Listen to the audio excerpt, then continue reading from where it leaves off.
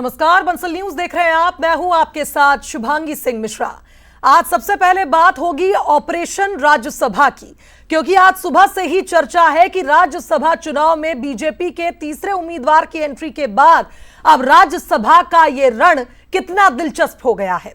बहरहाल सबसे पहले बात भोपाल की कर लेते हैं, जहां सीएम हाउस में दिग्गजों की बैठक खत्म हो गई है। सुबह 9:30 बजे बुलाया गया था सभी दिग्गजों को सीएम हाउस, जहां सीएम डॉक्टर मोहन यादव, हेमंत खंडेलवाल मौजूद थे। मंत्री कैलाश विजयवर्गीय, राकेश सिंह भी शामिल हुए इस बैठक में। और तीसरे उम्मीदवार के समीकरण पर पार्टी ने बैठकर चर्चा की है। संगठन और कई मंत्री जिस तरह से एक साथ बैठे थे, समीकरणों पर चर्चा हुई, रणनीति पर बातचीत हुई। महेश केवट ने केंद्रीय नेतृत्व का आभार व्यक्त किया है, क्योंकि उन्हें राज्यसभा उम्मीदवार बनाया गया है और ऐसे में पार्टी की जिम्मेदारी निभाने की बात उन्होंने कही। आज नामांकन दाखिल करेंगे महेश केवट, जो बीजेपी के तीसरे उम्मीदवार हैं राज्यसभा में। और ऐसे में यह माना जाए कि पहले 2 उम्मीदवार चूंकि नामांकन भर चुके हैं, आज अंतिम दिन है नामांकन दाखिल करने का और आज बीजेपी के तीसरे प्रत्याशी महेश केवट अपना नामांकन फॉर्म भरेंगे। तो कुल मिलाकर यह कहा जाए कि अब तक जो राह कांग्रेस को आसान लग रही थी, उसे काफी चुनौतीपूर्ण बना दिया है भारतीय जनता पार्टी ने। जो सीट संख्या बल के आधार पर निर्विरोध कांग्रेस को मिलने वाली थी, उस सीट पर अब राजनीतिक जंग होगी। बीजेपी ने उम्मीदवार उतारकर एक संदेश देने का प्रयास किया है कि बीजेपी तीसरी सीट पर केक वॉक नहीं बनने देगी कांग्रेस के उम्मीदवार को। और यही वजह है कि जीतू पटवारी लगातार ये बात दोहरा रहे हैं कि हमारी पार्टी में एकजुटता है, कोई टूट की खबर नहीं है और हम 5 लाख% यह तय है कि नटराजन जीतेंगी, मीनाक्षी नटराजन ही राज्यसभा सांसद बनेगी। लेकिन इस बीच बड़ी खबर यह भी है कि कांग्रेस अपने विधायकों को शिफ्ट करने की तैयारी में है। कांग्रेस विधायक आरिफ मसूद दिल्ली के लिए रवाना हो गए, कांग्रेस के राष्ट्रीय सचिव कुणाल चौधरी के साथ। दोनों की तस्वीर भी सामने आई है, जहां दिल्ली के लिए रवाना हुए हैं दोनों ही कांग्रेस के नेता। और ऐसे में खबर तो यह भी मिल रही है कि दिल्ली से तेलंगाना भेजा जाएगा कांग्रेस के तमाम विधायकों को। मसूद को मैनेजमेंट की जिम्मेदारी सौंपी गई है, दूसरे राज्य कांग्रेस के विधायक भेजे जा सकते हैं। ऐसे में फिलहाल 18 जून तक कांग्रेस के लिए एक बड़ी चुनौती है कि वो अपने विधायकों को अपने पास रख सके, उन्हें एकजुट कर रख सके, क्योंकि असंतोष, कहीं ना कहीं उम्मीदवार को लेकर जो टेंशन पार्टी के भीतर खाने कुछ 2-3 दिनों से देखने को मिला है, उसके बाद ये माना जा रहा है कि कांग्रेस के पास भले ही 6 वोट ज्यादा हो, लेकिन कहीं ना कहीं कांग्रेस की मुश्किलें बढ़ गई हैं बीजेपी के उम्मीदवार इस सीट पर उतरने से। तो बीजेपी भ्रम में है, टूट फूट कर लेंगे। दिग्विजय सिंह ने भी बड़ा दावा कर दिया है और उनका कहना है कि कोई टूट फूट नहीं होने वाली है। इस बार राज्यसभा चुनाव में यह तीसरी सीट कांग्रेस ही जीतेगी। बीजेपी बड़े भ्रम में है, गलतफहमी में है कि वे टूट फूट कर लेंगे। कांग्रेस पूरी तरह संगठित है, एकजुट है और पूरी दृढ़ता से सभी माननीय विधायक कांग्रेस के उम्मीदवार मीनाक्षी नटराजन जी को भरपूर समर्थन देंगे। और भारतीय जनता पार्टी की जो रणनीति हमेशा रही है टूट फूट की, वो सफल नहीं हो पाएगी। मीनाक्षी नटराजन कांग्रेस की उम्मीदवार है और हम सब लोग कांग्रेस के लोग एकजुट हैं। तो टूट फूट होगी या नहीं होगी, क्या होगा 18 तारीख को, यह तो उसी दिन पता चलेगा। लेकिन बहरहाल अब चूंकि तीसरा उम्मीदवार बीजेपी भी लेकर आ गई है मैदान में, ऐसे में जो समीकरण काफी दिलचस्प बनने जा रहे थे, वो अब दिलचस्प बन चुके हैं। हमारे साथ 2 राजनीतिक मेहमान जुड़ रहे हैं, उनका हम रुख करेंगे। कांग्रेस प्रवक्ता जितेंद्र मिश्रा जी मेरे साथ स्टूडियो में मौजूद हैं। जितेंद्र जी, स्वागत करती हूं आपका। और हमारे साथ बीजेपी के प्रवक्ता अजय धवले जी भी जुड़ गए हैं पैनल में। अजय जी, आपका भी स्वागत करती हूं। अजय जी, सबसे ज्यादा चर्चा तो बीजेपी के तीसरे प्रत्याशी की ही हो रही है, तो पहला सवाल आप ही से लेना चाहूंगी। क्या मीनाक्षी नटराजन को लेकर कांग्रेस के भीतर खाने सब कुछ ठीक ना होने की खबरों का माइलेज आपने लिया है? इसलिए पहले तो आपके नेता कह रहे थे ना कहेंगे ना हाँ कहेंगे, लेकिन अब तो प्रत्याशी सबके सामने है। देखिए शुभांगी जी, भारतीय जनता पार्टी के लिए ये चुनाव कोई एक संख्या बल का नहीं है, एक कोई नंबर गेम नहीं है, बल्कि एक पॉलिटिकल कॉन्फिडेंस है।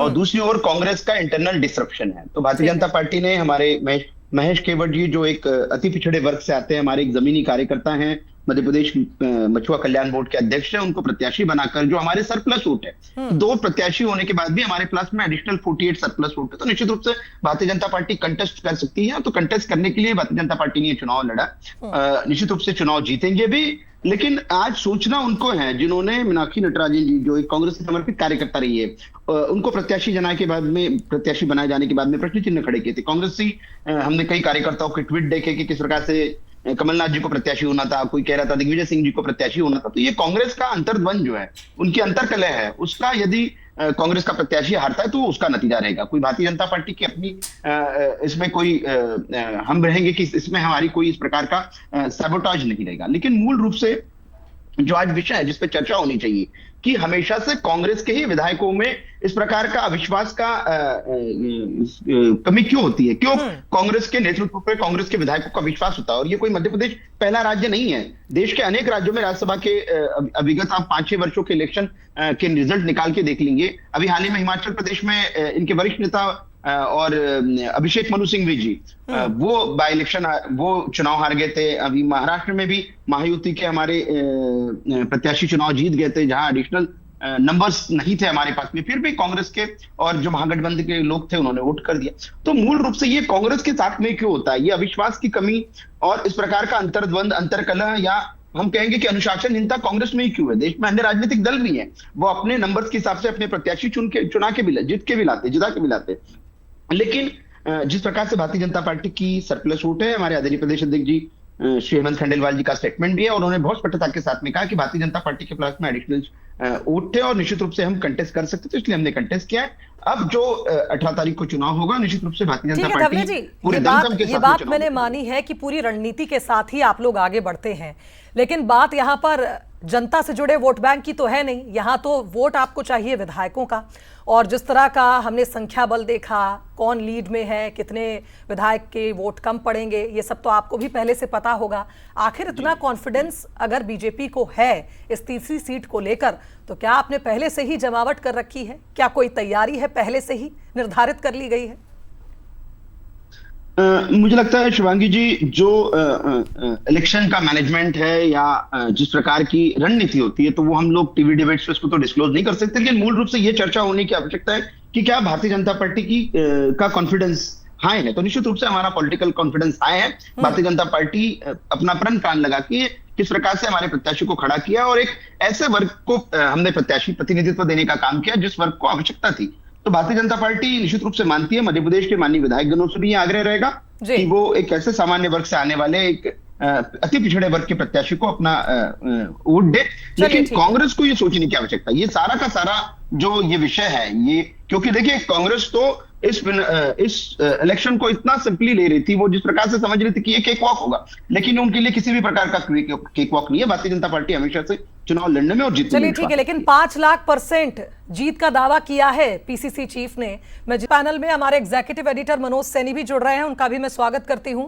मनोज जी, आप तो लगातार नजरें बनाए हुए हैं, आपका रिएक्शन लेने से पहले मैं जितेंद्र जी के पास जाना चाहूंगी। काफी लंबा इंतजार उन्होंने किया है, लेकिन जितेंद्र जी, जिस तरह के घटनाक्रम हम भी चला रहे हैं, हम भी लगातार अपडेट ले रहे हैं, और मनोज जी भी लगातार फील्ड पे थे, उन्होंने भी देखा, अगर सब कुछ ठीक है तो एकजुटता का संदेश देने की कोशिश क्यों बार बार आपकी पार्टी करती है? 2020 का घटनाक्रम याद आ रहा है, जिस तरह की बाड़ेबंदी चल रही है? नहीं, देखिए शुभांगी, हमारे पास में कहीं कोई संकट नहीं है, हमारे को कोई बाड़ेबंदी करने की ज़रूरत नहीं पड़ रही है। विधायक दल की बैठक थी, निश्चित तौर पर सारे विधायकों को आना था, सारे लोगों की उपस्थिति हुई, चट्टान की तरह एकजुट होकर के विधायक दल ने ये संदेश दिया है कि कांग्रेस की मीनाक्षी नटराजन जीतेंगी। अब देखिए, आप भारतीय जनता पार्टी की रणनीति की बात आई, अजय धवले जी ने स्पष्ट कर दिया कि रणनीति है, लेकिन टीवी और डिबेट पर डिस्क्लोज नहीं की जा सकती है। अभी आपने देखा हेमंत खंडेलवाल जी का कि हम तीसरी सीट पर भी लड़ाएंगे। ये क्या है? ये बताता है कि भारतीय जनता पार्टी, जो भारतीय जनता पार्टी कहती थी कि ऐसे कामों को चीपने से भी छूना पसंद नहीं करते, आज लोकतंत्र के कितने निचले स्तर पर आ गई है। आज हॉर्स ट्रेडिंग की बात सोच रही, भूल गई कि एक बार और विनोद गोटिया को लड़ाया था, इन्होंने क्या परिणाम हुआ था। आज उसी परिणाम को दोहराने जा रही है भारतीय जनता पार्टी। बहुत प्रयास कर रही है 3 दिन से लगातार, लेकिन कहीं कोई सेंध नहीं लगा पा रही है। सारे विधायकों ने बताया किससे कौन ने संपर्क किया है, लेकिन इस बार भारतीय जनता पार्टी को मुंह की खानी पड़ेगी। आप ये बताइए, 33% महिलाओं के आरक्षण की बात करने वाली भारतीय जनता पार्टी मध्य प्रदेश में एक भी महिला को राज्यसभा नहीं भेज पा रही है। क्यों? क्योंकि उसकी नीयत साफ नहीं है, और जो भारतीय जनता पार्टी कर रही यह अनैतिक राजनीति का हिस्सा है। शुभांगी जी, इस बात को आप मान के चलिए कि मध्य प्रदेश के कांग्रेस के विधायक इसकी चाल को समझते हैं।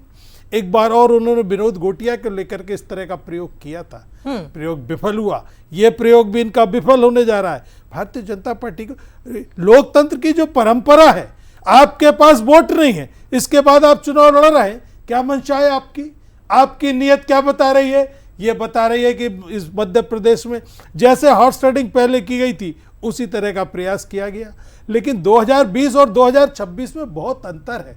अब भारतीय जनता पार्टी के शिगू पे रह जाएंगे, कोई भी विधायक इनके संपर्क में आने वाला नहीं। चलिए, बिल्कुल ठीक बात है कि जिताने लायक संख्या आपके पास है और आपको कोई टेंशन नहीं होना चाहिए अगर एकजुटता है। लेकिन मनोज जी, एक सवाल यहां पर यह भी बनता है कि बीजेपी क्या क्रॉस वोटिंग को लेकर इतने भरोसे में है, तभी उसने ये दांव चला है? क्योंकि तीसरा उम्मीदवार, पहले तो बीजेपी के नेता सही स्पष्ट रूप से नहीं कह रहे थे कि चुनाव जीतेंगे, लड़ाएंगे, लेकिन अब सभी के चेहरे पर एक खुशी है, एक आत्मविश्वास है। क्या इसकी जीत संभव है? देखिए, जितेंद्र जी की एक बात को मैं और आगे बढ़ाऊंगा कि जितेंद्र जी कह रहे थे कि हम लोग को पूरा विश्वास है। अब विश्वास है तो फिर बस में बैठाल कर कहीं और पहुंचाने की जरूरत तो नहीं रहना चाहिए भाई। यही तो विश्वास है, और यही थोड़ा बहुत विश्वास दिखता भी होगा इनके। ये भी एक कार्यकर्ता है, कार्यकर्ता होने के नाते मन में लगता होगा कि हमें अपने विधायकों को शिफ्ट करना पड़ रहा। तो क्या भारतीय जनता पार्टी इतनी मजबूत हो गई है कि उनके डर के कारण आपको शिफ्ट करना पड़ रहा? लेकिन इसके पीछे वजह है। वजह ये है कि मैं अभी सुन रहा था, पूर्व जिला अध्यक्ष रहे हैं मंदसौर के, यदि वो बयान होगा तो हम सुनवा भी देंगे। तो वो अभी कह रहे थे कि भारतीय कांग्रेस ने बहुत गलत किया, क्योंकि वो मंदसौर से ही आते हैं और उस समय जिलाध्यक्ष थे जब मीनाक्षी नटराजन वहाँ की मंदसौर की सांसद थी। तो उन्होंने कहा कि वो किसी से बात भी नहीं किया करती थी, कार्यकर्ताओं के साथ उनका व्यवहार अच्छा नहीं था। जैसा उन्होंने कहा, मैं कोई आरोप नहीं लगा रहा हूँ ना मैं किसी, लेकिन मैं बता रहा हूँ क्यों ऐसी स्थितियाँ बनी कि जिसके कारण कांग्रेस को भी कहीं ना कहीं अपने विधायकों को शिफ्ट करना पड़ रहा है, या भारतीय जनता पार्टी को तीसरा जो मैदान में उतारने का मौका मिला है। अभी हेमंत खंडेलवाल कह रहे थे कि हम तो बहुमत के नज़दीक है। अब बहुमत के नज़दीक है इसका मतलब ठीक है, आप कुछ भी कर लीजिए। लेकिन जब क्रॉस वोटिंग की जो आप बात कर रहे हैं, तो क्रॉस वोटिंग बहुत अलग है। इस क्रॉस वोटिंग में ये सब नहीं होता कि आपने यदि वोट डाला तो आपकी विधायकी चली जाएगी। आप वोट डालेंगे तो आप विधायक बने रहेंगे। हाँ, ये जरूर है कि आप राहुल गांधी के विरोध में आ जाएंगे, आप जीतू पटवारी, तो आपको हटाया जा सकता है, लेकिन आप विधायक बने रहेंगे। विधायक बने रहेंगे तो जैसे निर्मला सप्रे थोड़ी देर पहले सीएम हाउस में जा रही थी, मैंने अभी देखा, तो हो सकता है बाकी लोग भी जाते नजर आए। तो ये सब खैर चर्चा का विषय है, लेकिन दोनों दल अपने अपने तरीके से तैयारी कर रहा है। एक किलेबंदी कर रहा है और एक बाड़ेबंदी कर रहा है।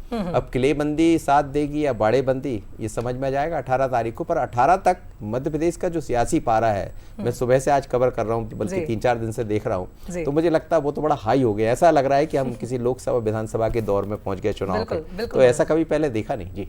और राजनीतिक विचारधारा इसके पीछे वजह होती है। अगर राज्यसभा चुनाव को मनोज जी आप विश्लेषण करना चाहें, तो राजनीतिक विचारधारा जीतती है या राजनीतिक प्रबंधन जीतता है राज्यसभा चुनाव की नजर? देखिए, पहले विचारधारा से ही राज्यसभा में लोग जाया करते थे, बाद में प्रबंधन हुआ।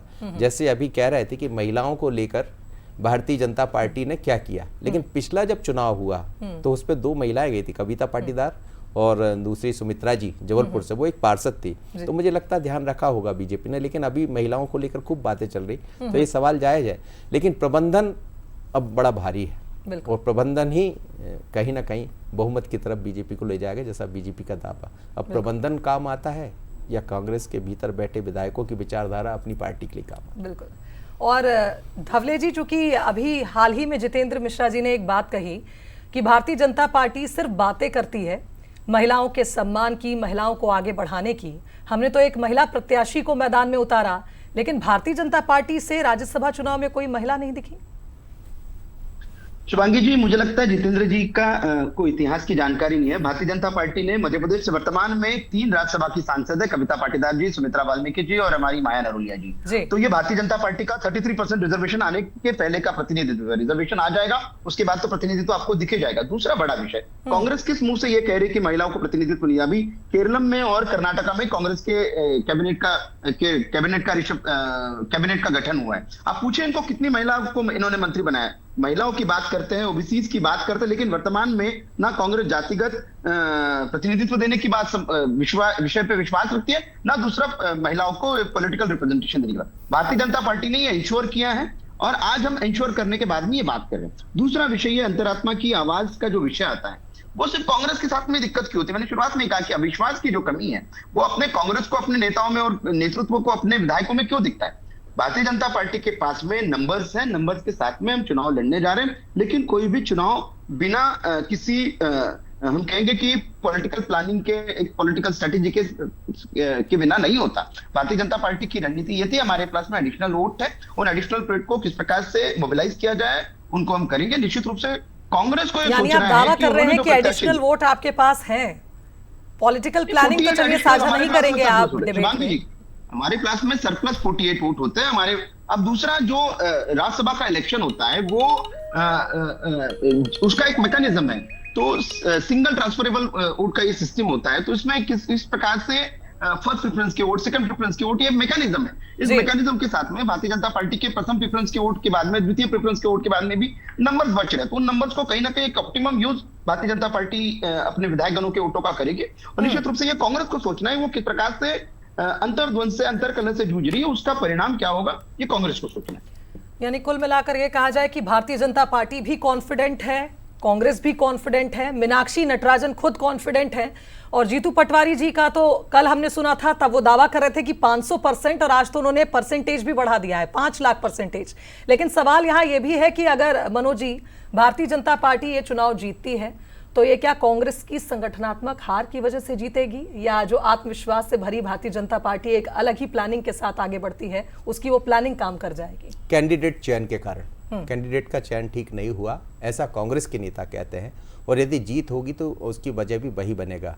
बीजेपी का कोई प्लान तीसरी सीट पर नहीं था, लगातार हम कवर कर रहे थे, लेकिन प्लान जब बना जब मीनाक्षी नटराजन का नाम सामने आ गया। और अभी भी कई सारे नेता, मेरी चर्चा होती तो मैं उनका क्यों नाम लूंगा, लेकिन वो कहते हैं भाई साहब गलती कर दी हमारी पार्टी ने, अब गलती कर दी तो ये बातें तो बीजेपी तक भी पहुंची होगी। तो मेरे को लगता है कैंडिडेट का जो चयन है, कांग्रेस के भीतर की आवाज में कह रहा हूँ, हम नहीं कह रहे, क्योंकि हमारे लिए क्या, मीनाक्षी नटराजन बड़ी अच्छी कैंडिडेट है, यूं कहें तो वो भी बड़ी कद्दावर लीडर रही है, जमीन से जुड़ी हुई लीडर रही, कई बार उनको भी कवर करने का मंदसौर में मौका मिला है, पर वो बतौर कांग्रेस कार्यकर्ता के लिए उचित नहीं है, ऐसा कांग्रेस के नेता और कार्यकर्ता कहते हैं। उसी का लाभ बीजेपी लेना चाहती है, पर कई बार होता यह है, क्योंकि 2020 के बाद से चीजें बड़ी बदली है। आप जो मैनेजमेंट की बातें कर रही थी, तो मैनेजमेंट के चुनाव होने लगे, पर राज्यसभा एक ऐसा सदन है, उच्च सदन है, वहाँ अच्छे लोगों को जाना चाहिए, चाहे वो बीजेपी के हो या कांग्रेस के हो, जो एक विचारधारा की बातों को रख पाए, देश की बातों को रख पाए। पर अब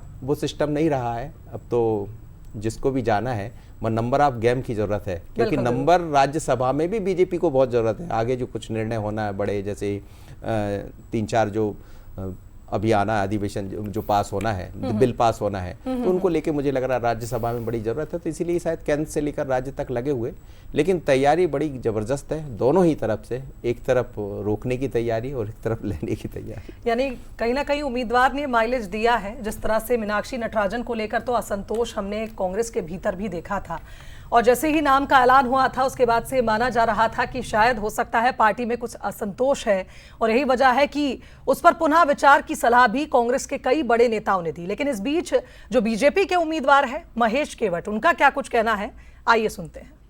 केवट जी हमारे साथ है। सर, एक बड़ा जो सम्मान है वो मछुआ समुदाय के लोगों को मिला है। प्रधानमंत्री जी भी लगातार कह रहे हैं कि हम हर वर्ग को आगे ले जाएंगे। सर, यही हर वर्ग को आगे ले जाएंगे, क्या कहेंगे सर? बहुत बड़ी जिम्मेदारी पार्टी ने दी है। धन्यवाद आप सभी लोगों का। अभी प्रदेश नेतृत्व, राष्ट्रीय नेतृत्व की प्रतिक्रिया का इंतजार करिए। आप सभी का आभार, धन्यवाद, सभी का धन्यवाद और आभार।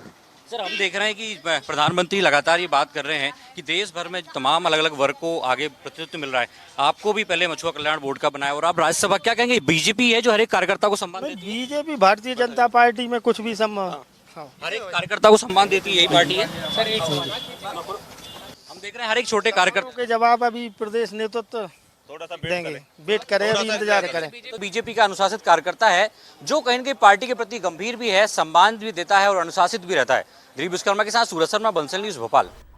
तो सवाल तो लगातार यही उठ रहा है कि आखिर मीनाक्षी नटराजन क्यों, लेकिन कांग्रेस ने अगर इस उम्मीदवार को उतारा है तो कुछ इसके पीछे भी रणनीति रही होगी।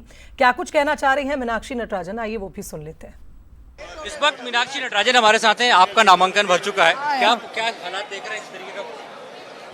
पार्टी सब तरह के हालात का सामना करने के लिए तैयार है, हम लड़ेंगे और जीतेंगे। बीजेपी ने तीसरा उम्मीदवार उतारा, क्या लगता है? मैंने इसीलिए आपसे कहा कि ये आज उनकी नैतिकता उजागर हुई है कि तब जबकि उनके पास 10 सदस्य कम हैं तो वो किन हथकंडों के चलते आखिर इस कैंडिडेट को उतार रहे हैं, ये स्पष्ट हुआ है। विधायकों को एक साथ रखना बड़ी चुनौती है। हमारे सारे विधायक एक साथ। तो देखिए, खास तौर से ये कहा जा रहा है कि कांग्रेस से 10 विधायक कम है उनके पास, उसके बावजूद भी तीसरा कैंडिडेट यदि उन्हें उतारा है तो कहीं ना कहीं ये लोकतंत्र की मर्यादाओं को तार करने जैसा है। लेकिन कांग्रेस विधायक एक साथ हैं, ये कॉन्फिडेंस मीनाक्षी नटराजन के अंदर नजर आ रहा है। तो कुल मिलाकर ये कहा जाए मीनाक्षी नटराजन काफी कॉन्फिडेंट हैं और जिस तरह से कहा भी जाता है काफी एक्सपीरियंस नेता है, पहले वो मंदसौर से भी सांसद रह चुकी हैं। लेकिन फिर सवाल यही है, हमारे साथ चूंकि जितेंद्र जी मौजूद हैं पैनल की ओर मैं फिर रुख करना चाहूंगी। जितेंद्र जी, सवाल यही है कि जब भारतीय जनता पार्टी ने तीसरा उम्मीदवार चुना तो ओबीसी चेहरा चुना, बुंदेलखंड को साधा, समीकरणों को ध्यान में रखा, स्थानीय नेता पर भरोसा जताया।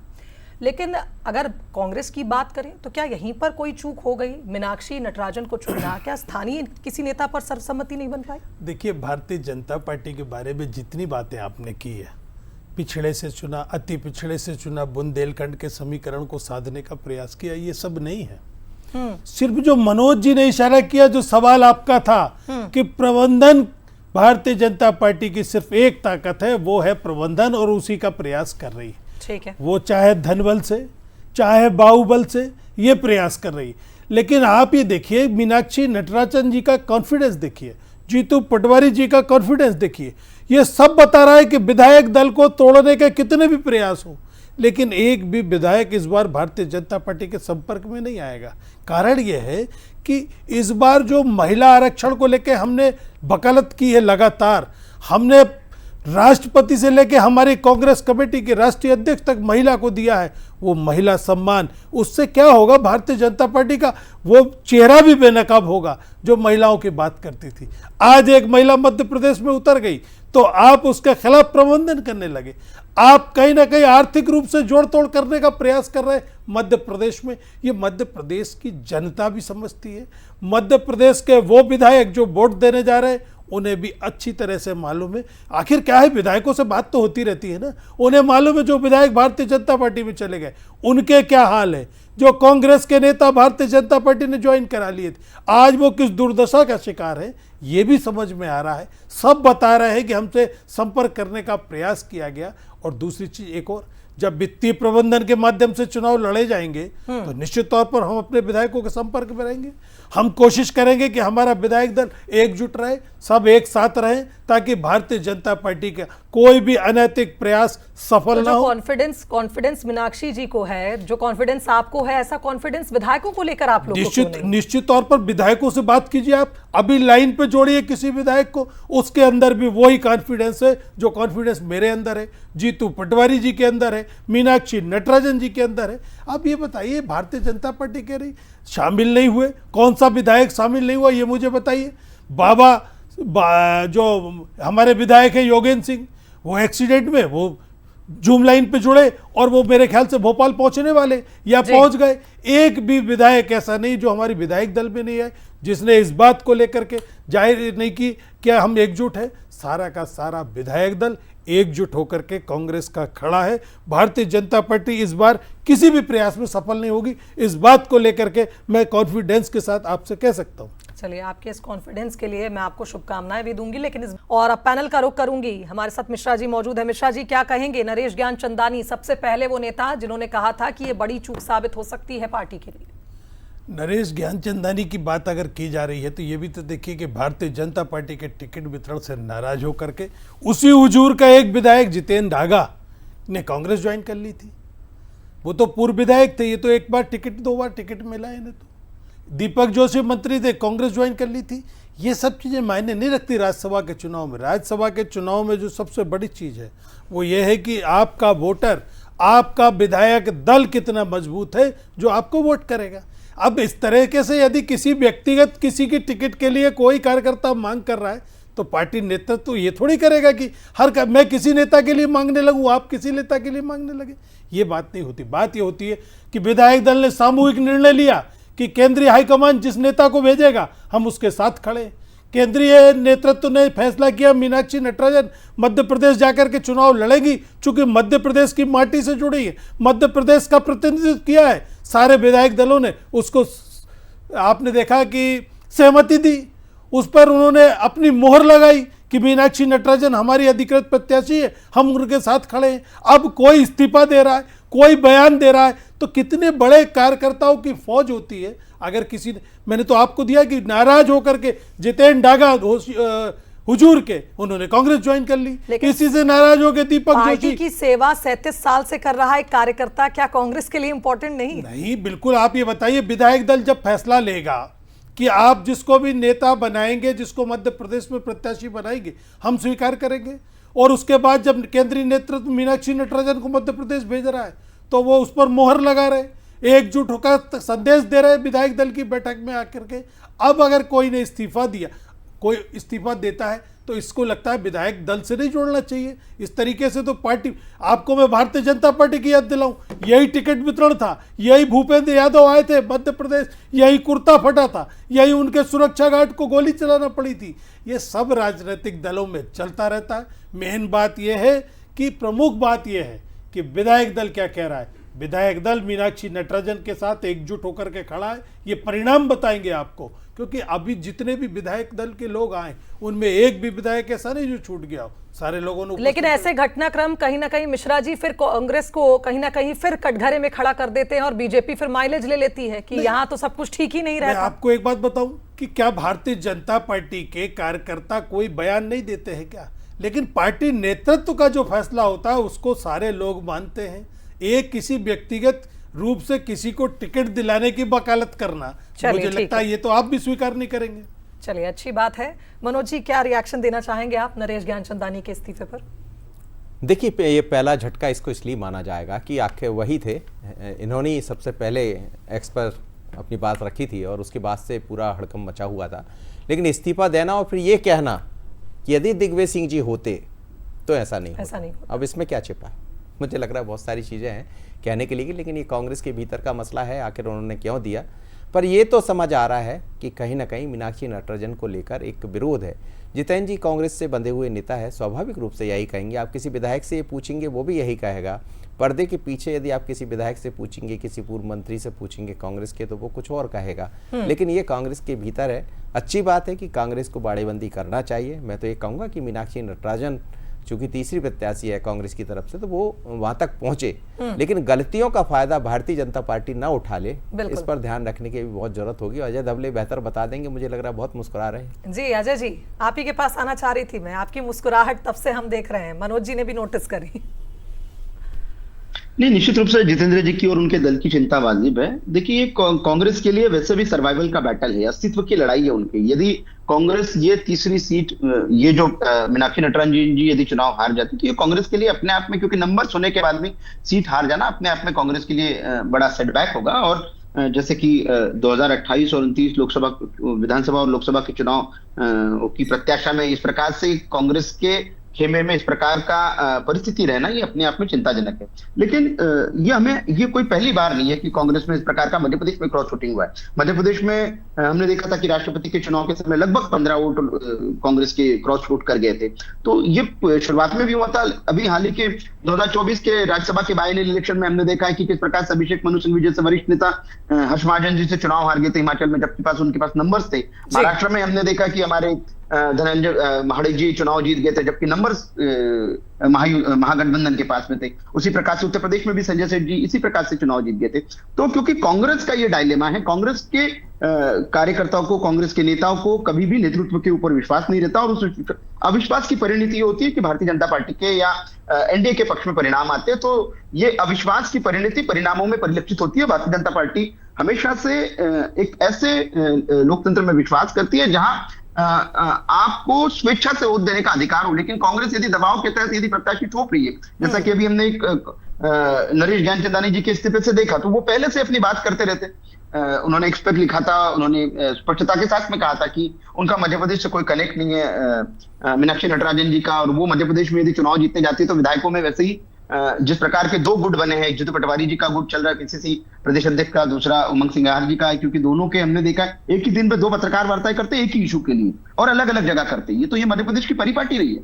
तो इस प्रकार का फ्रेगमेंटेड हाउस, डिस्ट्रक्टेड हाउस, उसमें यदि गलतियां हैं तो भारतीय जनता पार्टी या कोई अन्य राजनीतिक दल उसको उसका लाभ होता है, तो उसके लिए उस राजनीतिक दल को भारतीय जनता पार्टी को लग रहा है ये भी पूछना दोष चाहिए देने कि की आपकी आवश्यकता अस्तित्व का सवाल नहीं है, यदि ऐसा नहीं हो पाया तो क्या करेंगे? बिल्कुल, मेरा सवाल अब यही था कि अगर फ्रेगमेंटेड हाउसेस का आप कहीं ना कहीं माइलेज ले रहे हैं, कहीं ना कहीं फायदा उठा रहे हैं, अगर इस बार मीनाक्षी नटराजन जीत गई तो बीजेपी इस हार को किस तरह से जस्टिफाई करेगी? देखिए, Bharatiya Janata party calculated move के साथ में चुनाव में है। मनोज जी बहुत अच्छे से जानते हैं कि हमारे पास में 48 सरप्लस वोट है। उसके बाद में भारतीय जनता पार्टी अगर 48 सरप्लस वोट होने के बाद में तीसरा कैंडिडेट नहीं देती तो वो हमारे एडिशनल सरप्लस वोट्स का हम क्या करते? तो निश्चित रूप से भारतीय जनता पार्टी ने कंटेस्ट करने के लिए चुनाव लड़ा और चुनाव लड़के चुनाव जीते जाती है। भारतीय जनता पार्टी की अपना इतिहास रहा है, निश्चित रूप से हम जीतेंगे भी। यानी आपने बैकअप में रखा है इस बात को कि 48 सरप्लस वोट का, एडिशनल वोट्स का हम क्या करते, तो सोचा एक तीसरा प्रत्याशी उतार देते हैं। धवले जी जी, निश्चित रूप से देखिए, पॉलिटिक्स हमेशा से गेम ऑफ नंबर होता है। तो आप नंबर्स को किस प्रकार से ऑप्टिमम यूज कर पाए, आप अपने नंबर्स का उपयोग ही नहीं कर पाए तो उस प्रकार के नंबर्स को रखने में मतलब क्या है? तो भारतीय जनता पार्टी ने एक बहुत सोची समझी रणनीति के साथ में हमारे एडिशनल सरप्लस वोट थे, उसके अनुसार हम एक तीसरा प्रत्याशी देने की परिस्थिति में, तो निश्चित रूप से हमने प्रत्याशी दी। चलिए मनोज जी, आप कुछ ऐड ऑन करना चाहेंगे? हाँ बिल्कुल, वो कैलकुलेटिंग की बात है। अब जिस तरह देखिए, आप एक भी नेता मुझे सुबह से ऐसा नहीं देखा जिसके चेहरे पर मुस्कान ना हो। हाँ, थोड़ी सी मायूसी कांग्रेस के नेताओं के भीतर दिखा रही, चिंता, क्योंकि अब जो भी कहे जीत हार अपनी जगह है, लेकिन भारतीय जनता पार्टी जो धड़कनें बढ़ा रही है तो खुद तो बहुत खुश नजर आ रही, लेकिन कांग्रेस के भीतर थोड़ी सी हलचलें हैं। अब इसकी वजह भी अजय धवले जी बेहतर समझ रहे होंगे। कुछ गणित, कुछ कैलकुलेशन वो मेरे बारे में कह रहे थे, हाँ मैं भी समझ रहा हूँ। मुझे लगता है कुछ गणित तो सेट है भारतीय जनता पार्टी का, लेकिन संख्या बहुत है। 8 के लगभग 8 से 9 विधायक चाहिए। निर्मला सप्रे अभी पहुंची है तो निर्मला सप्रे तो चली जाएंगी भारतीय जनता पार्टी के साथ ही, लेकिन फिर भी 8 कम से कम जरूरत पड़ेगी। 1-2 यदि हो गए तो मुझे लगता है बड़ा आंकड़ा है और कांग्रेस भी बड़ी गंभीर है। ये नंबर गेम इतना आसान मुझे नहीं लगता धवले जी है, जितनी आसानी से आप मुस्कुरा रहे थे, और मुझे लगता है अब तो जितेंद्र जी भी मुस्कुरा रहे हैं ये बताने के लिए कि कोई कॉन्फिडेंस की कमी कांग्रेस में भी नहीं है। लेकिन इस बीच बड़ी खबर करना चाहूंगी, ये बात बिल्कुल ठीक है और ये बात जायज भी है कि इतना आसान नहीं होता है। जैसा मैंने शुरुआत में भी कहा था कि ये जनता के वोट बैंक से जुड़ा चुनाव नहीं है, यहाँ आपको विधायकों का वोट चाहिए। क्या आपको लगता है कि क्यों आप इतने कॉन्फिडेंट हैं? क्या आपको लगता है कि एक भी विधायक आपका इधर से उधर नहीं होगा? और अगर ऐसा हो जाता है, मान लीजिए अगर ऐसा हो जाता है, तो फिर आप इसे किस तरह से जस्टिफाई करेंगे? क्योंकि आपके तमाम दिग्गज नेता कह रहे हैं कि आप बेट लगा लीजिए, एक भी नहीं हिलेगा। देखिए, भारतीय जनता पार्टी को भी इस बात को लेकर के अंदाजा है कि मीनाक्षी नटराजन चुनाव जीतेंगी। इस बात को लेकर के भारतीय जनता पार्टी के अंदर खाने में सारे लोग सहमत हैं। लेकिन चूंकि वो नेता मध्य प्रदेश के जो अभी हाशिए पर हैं, वो अपने आप को कहीं ना कहीं प्रतिष्ठापित करने के चक्कर में इस कैंडिडेट को लेकर के आए। इनका सिर्फ इतना प्रयास है कि यदि हमने 2 वोट भी कांग्रेस के अपने पक्ष में गिरवा लिए तो हाईकमान के सामने ये खड़े होकर कह सकते हैं कि वोट परसेंटेज बढ़ सकता था, वोट बढ़ सकता था। कहीं ना कहीं जो मध्य प्रदेश के संचालन करने वाले लोग हैं उन्होंने हमें सहयोग नहीं किया। ये सिर्फ ये रणनीति है। कैलाश विजयवर्गीय से ये शुरू हुई। कैलाश विजयवर्गीय जी हाशिए पर थे, उन्होंने एक प्रत्याशी उतारेंगे ऐसा बयान दिया और हाईकमान को अपने सहमत कर लिया। अगर 2 विधायक, उनका ये सोच है कि अगर कांग्रेस के 2 विधायक भी हमने तोड़ लिए तो कहने में ये होगा कि देखिए हम कितने मजबूत हैं, कांग्रेस को तोड़ सकते हैं। अगर मुख्यमंत्री हमारी मदद कर देते तो निश्चित तौर पर हम प्रत्याशी को जिता लाते। सिर्फ इतना, इसके अलावा कुछ नहीं। आप खुद अंदाजा लगाइए कि भारतीय जनता पार्टी 8 वोट उनको चाहिए, 10 वोट उनको चाहिए, कम है, उस पर भी अगर मुस्कुरा रही है तो मुझे लगता है उन्हें परिणाम मालूम है। एक शिगुफा छोड़ के इस प्रदेश में हवा बनाने का प्रयास, और सारे लोग अपनी अपनी रोटी सेकने का काम कर रहे हैं। कुछ लोग इस वजह से कर रहे हैं कि जो हाशिया पर है उन्हें बताया जा सके हाईकमान को कि देखिए साहब, हम तो नहीं चाहते थे, ये जबरदस्ती आगे होकर के प्रत्याशी लड़ाया। कुछ लोग ये कहना चाहेंगे हाईकमान से कि देखो साहब, हमें सहयोग नहीं मिला, बस इसके अलावा कुछ नहीं। भारतीय जनता पार्टी के जो हाशिए पर नेता हैं वो ज़्यादा मुस्कुरा रहे हैं, क्योंकि उन्हें मालूम है कि या तो इधर या इधर, दोनों तरफ नुकसान जो होगा वो स्थापित नेतृत्व का होगा। तो ये अच्छी बात है कि अगर आप इसे इतने सकारात्मक तरीके से देख तौर पर रहे इसको हैं, सकारात्मक क्योंकि लेने ये की क्योंकि आपके जो विधायक हैं उनका भी एक लॉयल्टी टेस्ट, एक सेल्फ असेसमेंट आपकी पार्टी का हो जाएगा। जिस तरह से आप लगातार संगठन को मजबूत करने के लिए तमाम प्रयास कर रहे हैं, राष्ट्रीय स्तर पर भी हमने देखा है किस तरह से संगठन को आगे बढ़ाने के लिए और बूथ स्तर तक पहुंचने के लिए जो माइक्रो मैनेजमेंट की बात लगातार बीजेपी के लिए होती थी, अब माइक्रो लेवल मैनेजमेंट की तैयारी लगातार हम कांग्रेस में भी देख रहे हैं। तो ये तो अच्छी बात है कि आपके विधायकों का एक लॉयल्टी टेस्ट हो जाएगा। अच्छी बात है अगर बीजेपी ने तीसरा प्रत्याशी ला दिया।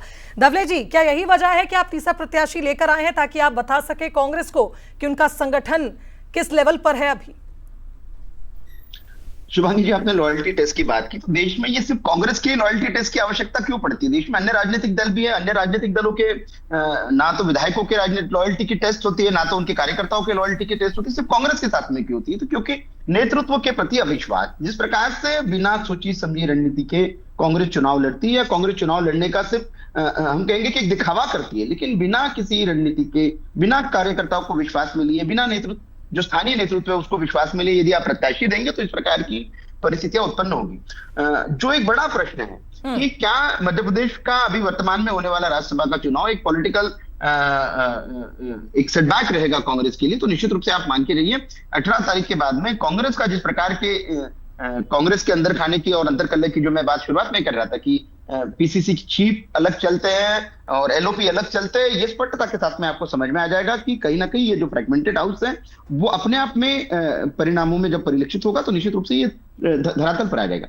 लेकिन बड़ा विषय ये भी है कि क्या भारतीय जनता पार्टी जैसे राजनीतिक दल से कांग्रेस कभी अपना कंपैरिजन कर सकती है? हमारे यहाँ अनुशासन होता है, नेतृत्व नहीं, यदि कोई प्रत्याशी दिया तो फ्रंट रन करके हमारा सारा संगठन, हमारा सारा नेतृत्व, हमारे सारे माननीय विधायकगण उस प्रत्याशी को जिताने के लिए संभावनाशील रहते हैं, उसके लिए प्रयासशील रहते हैं। लेकिन यही यदि आप कांग्रेस में देखिए, तो मैं तो उदाहरण के तौर पे आपको मैंने उदाहरण दिए, हिमाचल का दिया, महाराष्ट्र का दिया, मध्य प्रदेश में भी किस प्रकार से क्रॉस शूटिंग हुई थी उसका भी मैंने आपके सामने उदाहरण दिया। तो बार बार के इस प्रकार के कांग्रेस की सेटबैक से कांग्रेस के नेतृत्व को कहीं ना कहीं ये समझने की आवश्यकता है कि ये हमारे साथ ही क्यों होता है। दूसरा, जितेंद्र जी कह रहे थे कि ये भारतीय जनता पार्टी ने सिर्फ और सिर्फ एक किसी ना किसी को नीचा दिखाने के लिए सीट लड़ाई है। तो ये भारतीय जनता पार्टी इस प्रकार के पॉलिटिकल मूव्स ना कभी चलती है, ना कभी चलने में विश्वास रखती है। हम चुनाव लड़ते, चुनाव जीतने के लिए लड़ते हैं। तो ये भारतीय जनता पार्टी का निश्चित रूप से प्रयत्न रहेगा कि ये सीट हम किस प्रकार से जीतें। चलिए ठीक है, लास्ट रिएक्शन मैं मिश्रा जी आपसे चाहूंगी, क्योंकि ये भी कहा जा रहा है कि इस बार का राज्यसभा चुनाव इसलिए भी दिलचस्प है क्योंकि ये एक सेमीफाइनल मैच की तरह है 2028 में होने वाले विधानसभा चुनाव को देखते हुए। बिल्कुल है। भारतीय जनता पार्टी की सरकार के आज देखिए शुभांगी, बहुत बड़ी चिंता में भारतीय जनता पार्टी इस बात को लेकर के है कि भारतीय जनता पार्टी का विरोध बढ़ गया है। महंगाई को लेकर के आपने जो वादा किया था उसको पूरा किया क्या? इस देश में बेरोजगारों लोगों को वादा किया था आपने कि बहुत हुई बेरोजगारी की मार, और अब की बार भाजपा सरकार। आप ये देखिए किस तरीके से देश की विदेश नीति में विफल हुई है सरकार, जिस तरीके से आज आर्थिक हालात देश में है, भुखमरी के कगार पर है मध्य प्रदेश देश की जनता। इन सब से निपटने के लिए क्या किया जाए? रोज नए इस तरीके के पैतरे। अरे 48 वोट है, आप चुनाव कहां से जीतोगे ये बता दो हमको, चलिए डिबेट में बताइए। तब ये कहते हैं कि डिबेट पे नहीं बताएंगे, ये हमारी रणनीति है। तो ऐसा नहीं होता है। आप किस तरह की चल रहे हैं क्या? आप 48 विधायकों के बाद चुनाव जीतने की मंशा रख रहे हैं, तो किस आधार पर रख रहे हैं? क्या अंतरात्मा की आवाज पर रख रहे हैं? कहिए अपनी 2 सीटें सारे विधायकों से कहिए कि अंतरात्मा की आवाज पर वोट दे दीजिए। एक बार आह्वान तो कीजिए अपने विधायक दलों से। भारतीय जनता पार्टी का लावा फूट पड़ेगा श्रीमान जी, टूट हो जाएगी भारतीय जनता पार्टी में। देखिए पूरा प्रदेश समझ रहा है जी। कि भारतीय जनता पार्टी सिर्फ आर्थिक रूप से प्रलोभन दे के खरीदने की तैयारी में है, और इसको विधायक दल भी समझ रहा है। एक भी विधायक आपके संपर्क में नहीं आ रहा है। आपने ये इसलिए किया है कि अगर हम फॉर्म नहीं भरते तो 8 तारीख को बात खत्म हो जाती। अब कम से कम 18 तक आप इन सब पैतरों को चलते रहेंगे, 8 तक आप साजिशें करते रहेंगे। लेकिन मैं एक बात फिर बता दूं, धबले जी, इस बार आपका प्रयास सफल होने नहीं जा रहा है। इस बार आप कहीं ना कहीं अपने तीसरे, एक बार और प्रयास किया था आपने, विनोद गोटिया को लड़ाया था, परिणाम आपके सामने आ गया था। देखिए कहीं ना कहीं अनैतिक राजनीति का पराभव मध्य प्रदेश में देखने को मिलेगा। यहीं पर इस डिबेट को सील करती हूं, और अब 18 जून को देखते हैं हम कि आत्मविश्वास दोनों पार्टियों में बराबर है। लेकिन इस बार राज्यसभा चुनाव चूंकि इतना आसान नहीं था, दिलचस्प और हो गया है। देखना होगा कि बीजेपी के दावे और कांग्रेस का कॉन्फिडेंस कौन जीतता है इस बार 18 जून को। बहुत शुक्रिया आप दोनों मेहमानों का हमारे साथ जुड़ने के लिए इस चर्चा में। तो कुल मिलाकर ये कहा जाए कि ऑपरेशन राज्यसभा इसलिए भी दिलचस्प हो गया है क्योंकि बीजेपी ने तीसरा उम्मीदवार खड़ा कर दिया है। लेकिन कांग्रेस का ये आत्मविश्वास क्या इस बार मीनाक्षी नटराजन को जिताएगा, ये देखने वाली बात होगी। मुझे दीजिए इजाजत, देखते रहिए बंसल न्यूज। नमस्कार।